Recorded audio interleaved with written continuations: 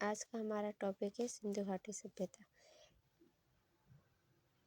Radio carbon C14 जैवी नवीन विश्लेषण पद्धति के द्वारा सिंधु सभ्यता की सर्वसामान्य तिथि 2400 ईसा पूर्व से 1700 ईसा पूर्व मानी गई है। इसका विस्तृत त्रिज्याकार है, मतलब इसका जो स्थापना की गई है वो त्रिभुजाकार है।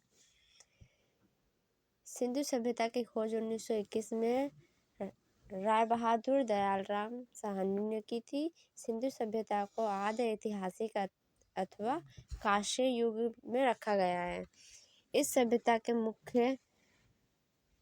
मुख्य निवासी द्रविड़ एवं मध्य सागरीय हैं। सर्जन मार्शल भारतीय पुरातत्व सर्वेक्षण विभाग के तत्कालीन महानिदेशक थे। सर्जन मार्शल ने 1924 में सिंधु सभ्यता नामक एक उन्नत नगरीय सभ्यता की विधित घोषणा की थी। सिंधु सभ्यता के सर्वाधिक पश्चिमी पुरास्थल दाशक नदी के किनारे स्थित तुंगकोंद्रा यानी बलूचिस्तान, पूर्वी पुरास्थल हिंडो नदी के किनारे, और आलमगिरी जो कि मेरठ और उत्तर प्रदेश में स्थित है। उत्तर पुरास्थल चिनाब नदी के तट पर अखनूर के निकट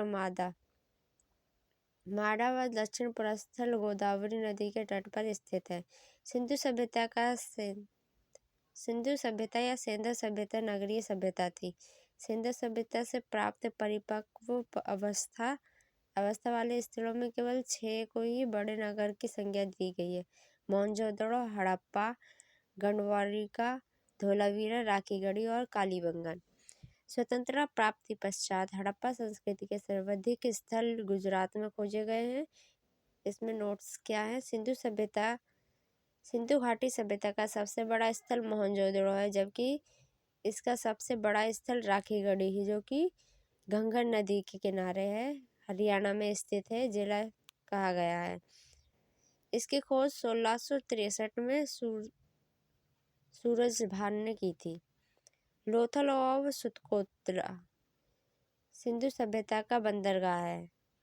जुते हुए खेत और नक्काशीदार ईंटों के प्रयोग का साक्ष्य कालीबंगन से प्राप्त होता है। मोहनजोदड़ो से प्राप्त स्नानागार संभवतः सेंधव सभ्यता की सबसे बड़ी इमारत है। इसमें स्थित स्नान कुंड 11.88 मीटर लंबा, 7.01 मीटर चौड़ा और 2.43 मीटर गहरा है। अग्निकुंड लोथल एवं कालीबंगन से प्राप्त हुए हैं। मोहनजोदड़ो से प्राप्त एक शील पर 3 मुख वाले देवता, यानी जिसे पशुपतिनाथ की संज्ञा दी गई है, की मूर्ति मिली है। उनके चारों ओर हाथी, भेड़, गेंडे, चीते तथा भैंस आदि विराजमान है।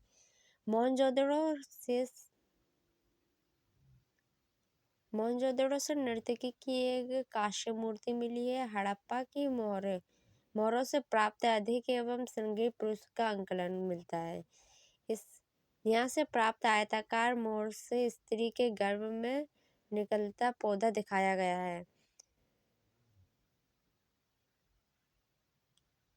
मनके बनाने के कारखाने लोथल और चंद्रदुर्ग से मिले हैं।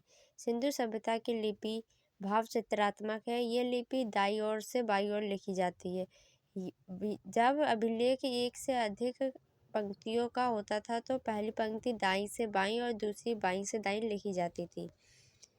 लेखन कला सिंधु सभ्यता में लेखन कला किस प्रकार की थी? लेखन कला की उचित प्रणाली विकसित करने की पहली सभ्यता सुमेरिया की सभ्यता थी। हड़प्पा सभ्यता में सुमेरिया सभ्यता द्वारा लेखन कला की जाती थी।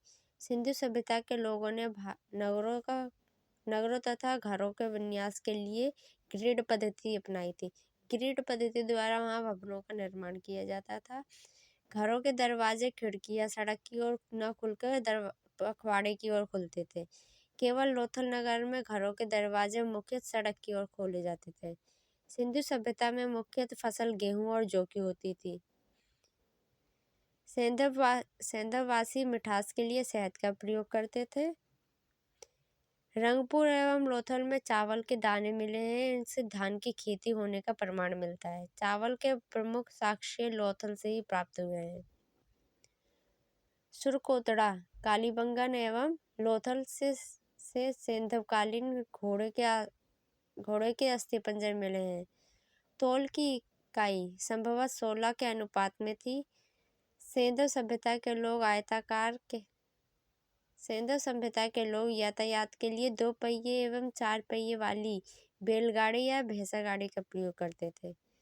मेसोपोटामिया के अभिलेखों में वर्णित मेलुआ शब्द का अभिप्राय सिंधु सभ्यता से है। सिंधु सभ्यता के लिए मेसोपोटामिया के लोग मेलुआ शब्द का उपयोग करते थे। संभवतः हड़प्पा संस्कृति का शासक वर्णित हाथों में था।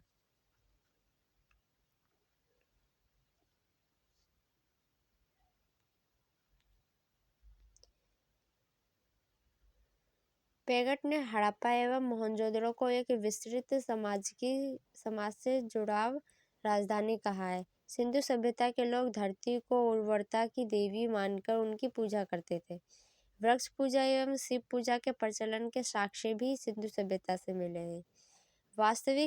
वास्तविक चिन्ह संभवतः हड़प्पा सभ्यता की देन है। इस चिन्ह से सूर्योपादन का अनुमान लगाया जाता है। सिंधु घाटी के नगरों में किसी भी नदी के अवशेष नहीं मिलते। सिंधु सभ्यता में मातृ देवी की उपासना सर्वाधिक प्रचलित थी। पशुओं में कुंभड़ा वाला सांड इस सभ्यता के लोगों के लिए विशेष पूजनीय था। स्त्री